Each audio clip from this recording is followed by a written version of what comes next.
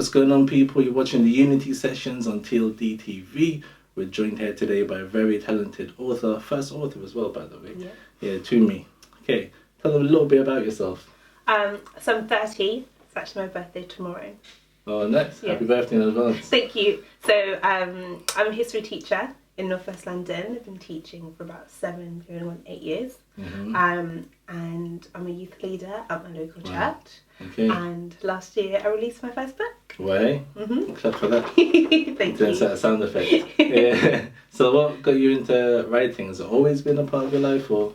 Do you know what? Yes and no. So when I was in school, I remember we had like English, had to do creative writing, right? And I wrote a story, and my teacher actually first time didn't mark it because he said you can't just copy stuff from a magazine, and I was like, it's not from a magazine, I wrote it. Okay. And he was like, oh, okay. And I kind of like dismissed it, and I was like, whatever. So cynical.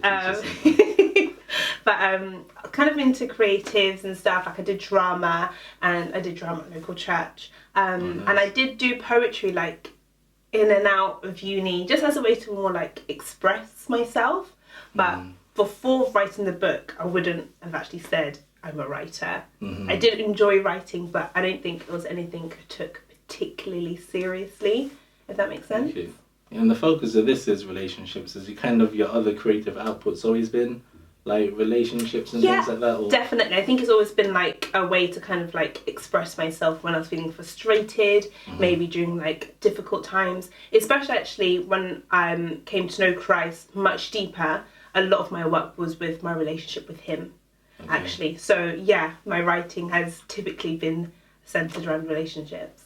Yeah, and the title is What They Don't Tell You About Being Single. Who's they, for starters? It's they, it's all of the them. Those people that, you know, that everyone's trying to be like, and everyone's trying to impress the they. But I guess it's just, it can be like your friends or people that maybe are in marriages or relationships, and those who are on the other side, and it's the kind of things that they didn't really say. So yeah, that they can be whoever the reader wants it to be. Okay, and then in the book you attempt to answer kind of some of the key questions. What do you think you kind of have to offer that kind of hasn't been said as part of that conversation? I think the one of the other questions that get asked a lot is like, oh, so are you married now? I'm like, no, I'm single. I'm still single. And so I think it's a case of writing from a single woman's perspective. And so it's not of, oh, I was there and I've crossed over now, so now I can tell you all of my gems. It's a journey about me learning as I'm going. And I'm in my 30s now, but I'm writing about my 20s, and I'm writing about when I was like that zealous Christian girl for Christ, and you know, you just want to go to church every day and do Bible study, but then this area of relationships, and then it's still a bit murky, and it's, you know, like, what about guys? I don't think about guys, just read the Bible. I'm like, okay, but he's cute, like, what does that mean? So I think I'm coming at it from a really honest point of view. They're my experiences, so obviously it's going to differ from person to person, and I'm not out here trying to say like, you know, this is everything you need to know, you read this, you're gonna go right. But I think if I had read it, then perhaps I wouldn't have made some of the mistakes that I had made. No, I got you. I wonder if we need to quantify it as well, because from a Christian perspective, when we say single, it might not be the same as what the world says when they say single. So how do you define single? So not yet married, or not yet in a situation that is leading to marriage. So you could be like, so if maybe you're engaged or courting someone with the intentions of getting married, get engaged to get married, then that's kind of like anything outside of that, I would say single. Yeah, because in the book you mentioned, say, intentional guys, which I guess is kind of the link. So if there are two people in a relationship, but it doesn't lead to engagement or marriage, would you class that as single, or how would you quantify it? I mean, I guess it depends on the parties involved. Like, sometimes it just doesn't work out, and with the best intentions, both people did, like, this is what we're going to. But I think also, okay, if I'm honest with myself, I've spoken to people, I've entertained situations and people that I know that realistically, if someone's going to ask me, do you want to marry this person? Yeah. I'm probably like, well, maybe not as they are, So I think it's kind of us understand, like, is this someone that you'd want to raise your children with? Is this someone that you'd want to build your future with? Or is this someone that's just okay for right now? And if that's what you're doing, then obviously that's completely your choice. Yeah. It's just really important that both people are aware of where each other are at. Yeah, I think that's where kind of gender disconnect kind of happens. So I think, like most of the guys that I know, if they did end up kind of married, engaged, it happened to them, rather than a kind of intentional. No, well, I can't leave now. Yeah, do you know what I mean? Because then I think a lot of the time it's almost like, I don't use the term test drive because it's so cliche, but maybe ice cream's a better image. Where you're like, oh, I've never had vanilla before. Let me try vanilla. Oh, chocolate. Let's see what that's about. And it, like, I think people struggle to commit, especially before the relationship. Because I think you kind of need to have a mindset that says, before the relationship, my next relationship is going to lead to... Absolutely. Yeah, so how do you deal with that? How do you deal with the issue of not having a mindset yet, but waiting on somebody to change your mindset? How does that work? So I think it's one of two things. I think it's, first of all, understanding where you're at as a person. Are you in a situation where you actually want your next relationship to be a serious relationship that, by God's grace, leads to marriage? If you're not in that place, then, and you still want to meet people, still want to date, and you're in the faith, then it's a big question about, what are you looking for? What's the state of your heart? Because you can have friends, like, they're friends that you can hang out socially, you can talk, you can go to fellowship, prayer groups, like, you can volunteer. There are so many things that we can do to fill our time. And so I would say, male or female, that if you know that you're not ready for a serious relationship and you are trying to please God with every aspect of your life, is dating loosely a safe option?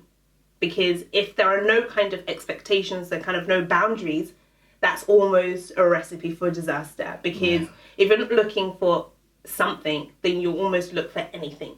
And then you can welcome all sorts of things. But when you know that you're ready, that I'm looking for something serious, automatically you're setting up boundaries and guards, because you know that, okay, this person doesn't seem so serious, or she doesn't seem like she really wants to go anywhere. That's fine. Let's be friends. So I think the first option, the first point is asking yourself, what is it that you want? And being honest with that. If you know you're not ready for a committed relationship, then perhaps it's not wise to be spending time with people that you know are, and almost leading up this kind of like garden path, knowing that any moment you can literally back out because you never really wanted this in the first place, but you just wanted some company because summer's over, cuffing season's upon us. And it's cold. This is where it gets maybe underhanded, because I think, again, with gender gap possibly, but I think as a guy, you have the assumption, and to some extent, I don't want to fully commit to it because it's not true in every circumstance, but it's largely a reality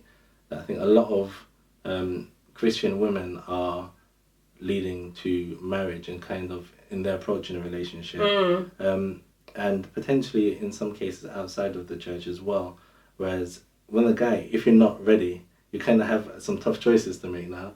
You're either not going to get into any relationship, or you get into a relationship, like, someone says, I love you, you're like, love you too. Okay. Like, is the correct answer. Yeah, it's like so, I think I think that's where I think a lot of the times there's kind of a disconnect where it's not really acceptable for a guy to say that he's not ready for marriage and then still be in a lot of the relationships that he would be in. But I mean, the thing is, is that why is a guy in the faith, why is he doing that? Because even looking at, like, Paul says in Timothy that we should treat young men like our brothers and young women like our sisters. And so that should be our first relationship, that we're brothers and sisters, we're one family. I should be looking out for you, you should be looking out for me. My interest should be for your best interest, and vice versa. So even on that standard, knowing that we're not already on the same level, this union or togetherness already is not looking out for my best interests. Because by you being in a relationship with me, even though you know that you're not ready for it to go to that next step, I'm already thinking that, when the time is right, he is going to. And you having that, if you know that knowledge, some people don't know and it's like, whatever, but if you have that knowledge and then you take that step with that person, already you're not doing what we're supposed to do in the church. We're not looking after one another. You're not actually looking after my best interests, because if you knew that what I wanted you didn't have, you would tell me. So that, not that I can fight you, so that, okay, cool, then I can go and pray and wait for someone who does have what I desire. And so I think some guys do need to have a bit more conviction and a bit more, like, you know, like with your whole chest, like say, like, I don't want to be in a relationship. Because once you've owned your truth, anyone that doesn't want to accept that, it's on them. Yeah. Because I think like some women get like a lot of slack for wanting to change a man and all of this stuff. But if they're kind of giving half truths, and like, oh, well that's okay. Give him a couple of months, he'll turn around. And you're like, wow, it's been 2 years, sis. What's going on? And it's like, I don't know. I thought this is what he wanted. Yeah, I think so. It's a weird one because, yeah, a lot of time I think it is kind of the giving into, you know what the right answer is in a lot of these situations. And it's almost like the full truth, which I don't even know if a guy fully conceptualized before, say, the age of 25. I'd say I can honestly say, like, pre-25, I was generally stupid. I wasn't the only one. Like, I can say it officially.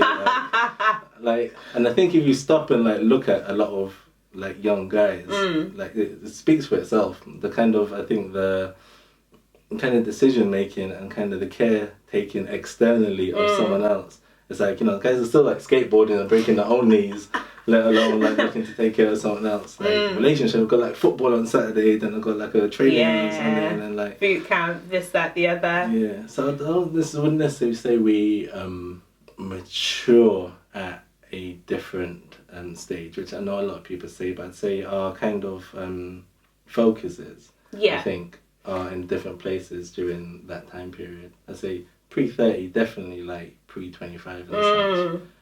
And that's okay. I think that's okay, but it's just letting everybody else know that.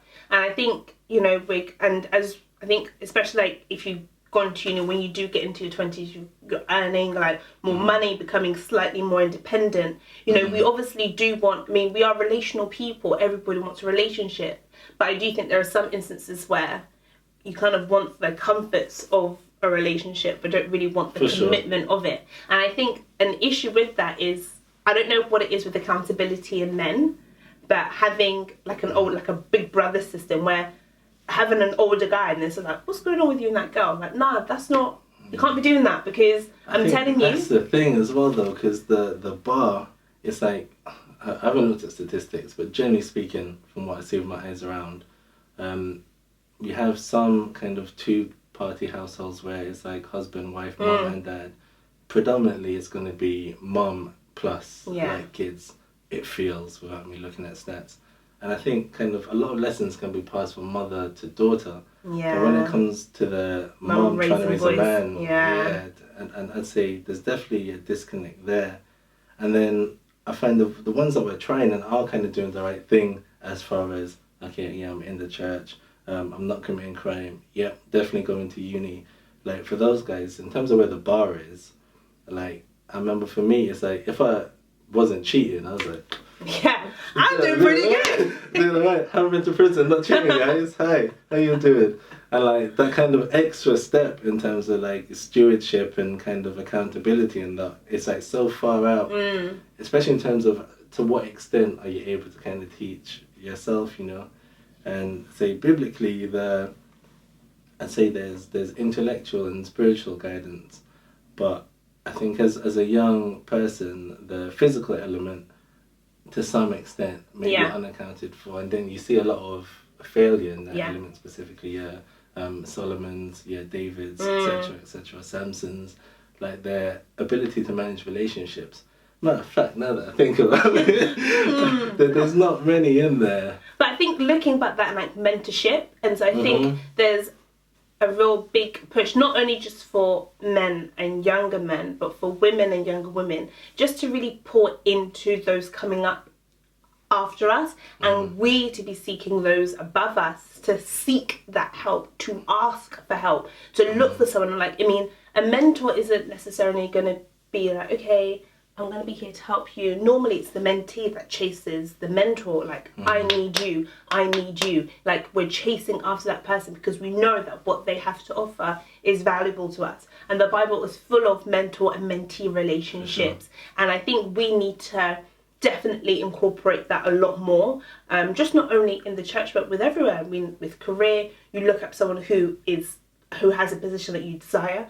How did you get there? What did you do? Would you mentor me? Would you help me out with this? We do this in so many different areas of our lives, but in terms of our spiritual walk, all of a sudden, I don't know if it's pride, I don't know if it's fear of failure, we almost kind of shut down, and we don't want to expose that hurt. And maybe it's fear of judgment. Like, if someone now knows my real weak spots, why I really do the things that I do, am I going to be accepted, or am I going to be shunned and judged? And obviously that's a big thing, and I'm really big on mentorship and menteeship. And one thing that I'm learning about being a mentor as well is that I have to become a safe place. If I want people to open up to me, if I want my young girls to open up to me, they can't feel that, but the minute they do that, they're going to get slammed door, because Jesus didn't do that with us. For sure. In our worst way, he was like, I'm here for you. Before we even thought of him, he was on the cross. And I think that if those of us who know what that feels like and then have experienced that love, if we make a bigger impact and a big effort in trying to, like, you see a young guy, you know that he's a bit too friendly with the girls, you know that he's like, oh no, I don't know, like, I just really, really get on with girls. And it's like, look, get on with me, like, I'm going to take you out, like, let's talk. And, you know, and him knowing that, oh, okay, like, there's actually someone who's, like, interested in me, someone who's actually going to teach me things. And maybe lack of absentee fathers, or maybe just older guys as well, they didn't get taught, so it's kind of like, I'm just learning too, so, you know. But I think there is a responsibility that, like my Instagram is, like, when we know better, we do better. And we need to be in a position that we're not so exclusive and, oh, I'm so holy that I can't share my failures with you, I can't lift you up. Because it's a shame, a lot of the stuff that I wrote about, so many people could resonate and relate with, and it's like, why are we all in one body making all the same mistakes? Like, why? For sure. Because funny with you mentioning that as well, I guess the platonic relationships are kind of a thing within itself. Maybe because we're kind of coming in a lot of times from a worldly way of thinking, and then kind of unprogramming ourselves from that's definitely right. Yeah, but I think that's another huge thing where, like, if you take a casual saying, guys and girls can't be friends. Like, you know, there's a lot of people that abide by that, and a lot of people have a lot of life experience that perhaps backs that up. But on top of that, it's like, they should be able to, and even more so than friends, brothers, sisters. That's what we need to be, like. And I was always like, and for me, like, I know myself, like, I think I catch feelings quicker than I catch a cold. So I have to literally, like, guard my heart often. How do you do that now? So I think it's about being, again, it's a lot about being honest with yourself, and I think that can only come with the spirit of truth is within us, so the Holy Spirit. And once we are in that place with God, it's kind of like, yeah, I'm messing up, like, yeah, okay, I'm jealous, wow, I have feelings for him. Like, don't pretend like you just want to give him a lift because, oh, I'm just a great sister in the Lord. Say that holding because hands in the prayer circle, like. I just felt like, really, let to pray for you. Anything I can pray for you for. Like, just say that you're feeling the boy and you're just trying to show him that you're a suitable candidate. Because once you've made that, it's like, okay, cool, I need to chill. Because then you can then discern what's your voice and what the Holy Spirit is telling you. But because so often, like with me anyway, I would refuse to be honest with myself. I would automatically think that what my feelings are saying, God wants you to do it. It's like, God wants you to sit down. He didn't, there's many that can help him. You don't need to go. Many, but no. I just felt really led that I just felt like I should help you out. And so I think guarding your heart, first of all, it's being honest with yourself. Are there feelings that are more than platonic? Cool. Since there is, out of what place do I desire to do these things from? Am I doing it because I hope that in doing it, they will notice me, they will realise what a catch I am, their eyes will open and they're like, oh my gosh, where have you been? Or am I doing it and I don't actually want any praise? Like, it wouldn't even matter if they knew it was me or not, because I just want to get this thing done. Yeah. But we have to be really honest with ourselves, and sometimes it's uncomfortable. So we just kind of go like, no, I'm just doing it because that's the right thing to do. And it's like, no, you're doing it because You fancy him. Yeah. And you want him to like notice you. I think it's funny because even from the opposite perspective, there's the same struggle, but I guess in terms of running in the other direction. So myself, being married, been in a relationship for a bit, lost count of the years, about 10ish.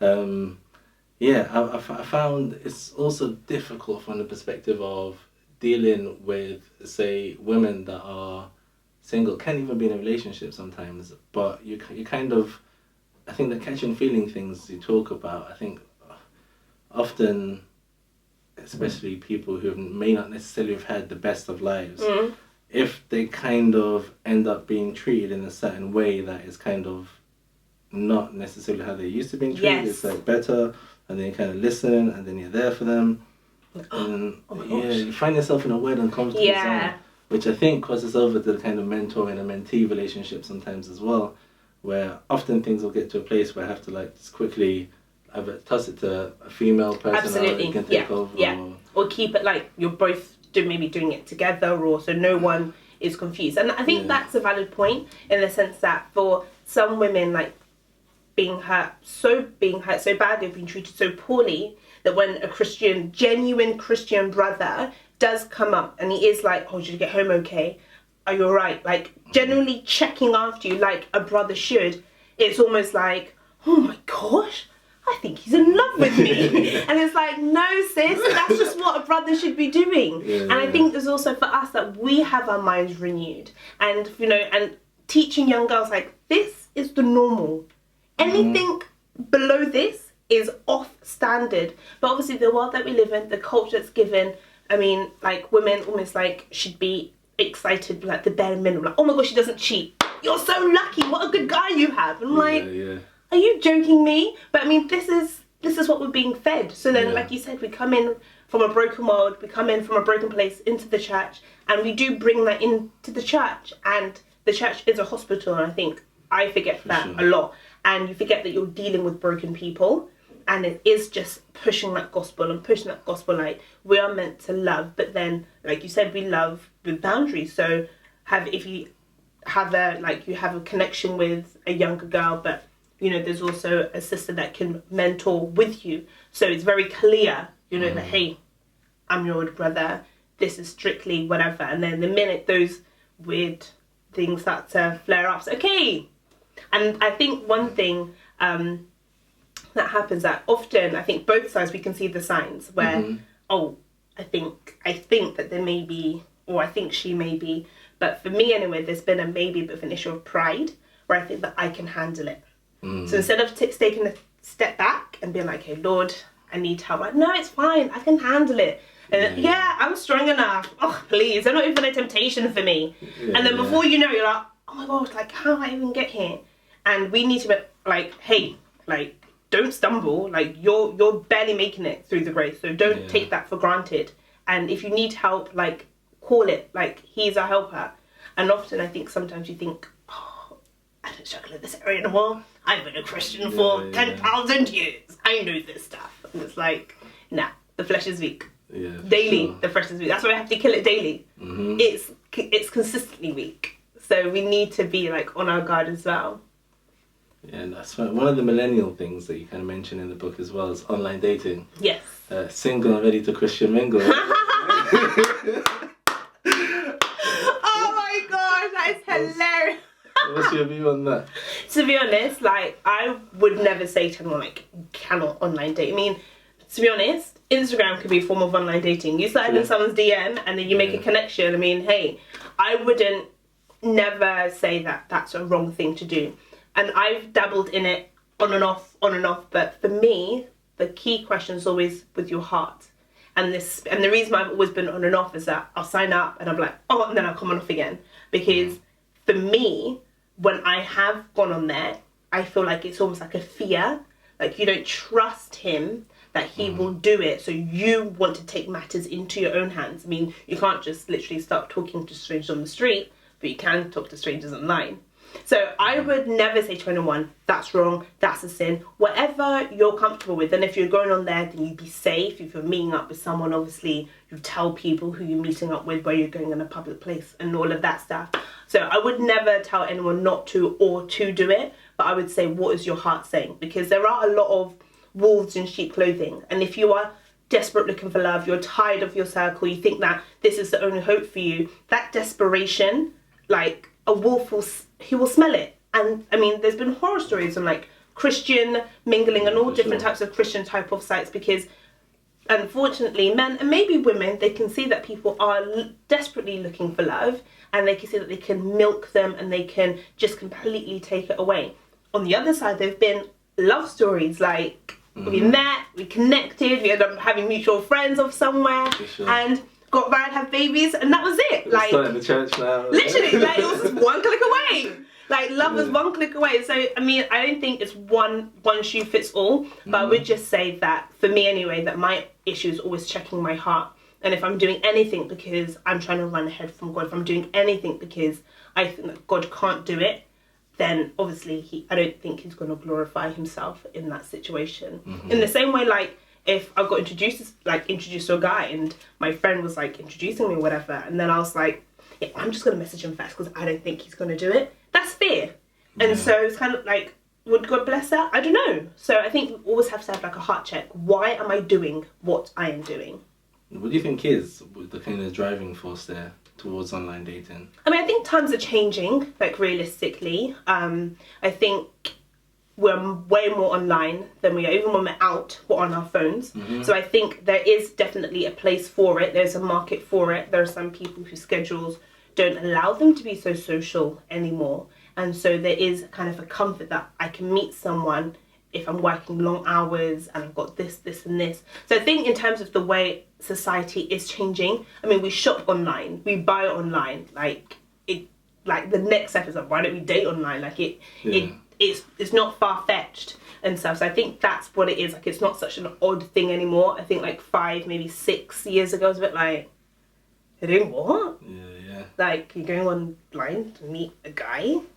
But now it's kind of like we do everything. Like, we bank online, for goodness sake. Like, our finances, you know? Like, we do all of that stuff. So ideally, kind of, it almost makes sense. So I've had both sides of the coin, like great love stories, literally babies, happy marriages, praise God. And some people have been burnt by it. And some people have done both ways. You know, they were burnt, they tried it again, and they found someone and it worked out for them. But I think, like I said before, it's just, why are you doing what you are doing? And if you feel peace and you feel like you're led and God has given you the green light, then hey, maybe your love story is one click away. Hey, plug. It's funny, the only weird thing I found, like, from people that have spoken to me about it is the denominational thing. Okay. Like, I've quite heard a lot of people saying that there's kind of, they get these like checklists of like, I guess, doctrinal beliefs and that kind of thing. And I feel like that is a huge potential kind of stumbling block. Yeah. You know, like over the course of one person's life, like I know for me, the things I believe now aren't necessarily the things that I believe, or even as concretely as say 5 years ago. Yeah. And I think when it's coming down to, you know, finite details, like what day to church, and there's a little minute things that I think I've heard people saying to me, that they're getting these kind of like 10 Q&A questions being sent to them. But I think it's important, like if it's like a faith site or whatever, and faith is really important to you, those things are, like, some people won't do cross-denominational because the belief system is just so different. Like, I'm just not, I don't have a conviction about that. I don't believe in that. So how can I be with someone who has that? So I think it's beneficial having kind of those kind of key things out of the way, just so it's a case of, okay, so now that we've done those things, I mean, is there anything else you want to say? At least we can get it all out there so everybody's on the same page. Because, I mean, these things can be like potential deal breakers for certain people. And so I think it's, in my opinion anyway, I think it's good that if there was anything like a stumbling block that could actually cause a breakdown, I'd rather know now than maybe 6 months, 8 months, a year into the relationship, and now you're telling me this. And it's like, are you joking?